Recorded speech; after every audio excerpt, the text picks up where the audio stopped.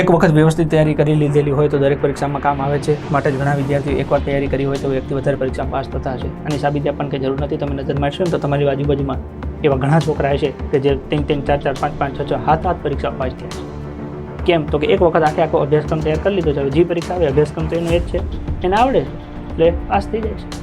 પહેલાં એ કોન્સ્ટેબલ બન્યો હોય, પછી તલાટી બન્યો હોય, પછી ક્લાર્કમાં ગયો હોય, પછી PSIમાં ગયો હોય, પછી DYSના મામલતદારમાં ગયો હોય. તો આવી રીતના એકને એક છોકરું મલ્ટિપલ એક્ઝામ ક્રેક કરે.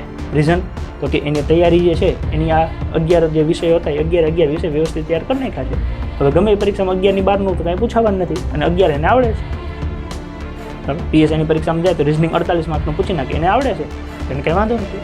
આપણે રિઝનિંગ તૈયાર કર્યા વગરના ગયા હોય ધોયેલા મોઢે આવીએ પાછા આવીને બીજી વખતે આપણે જઈએ. હવે ધ્યાન નાખીશ, બીજી વખતે 3 પ્રશ્ન આવે રિઝનિંગના, હું ધ્યાન નાખીશ. બરાબર.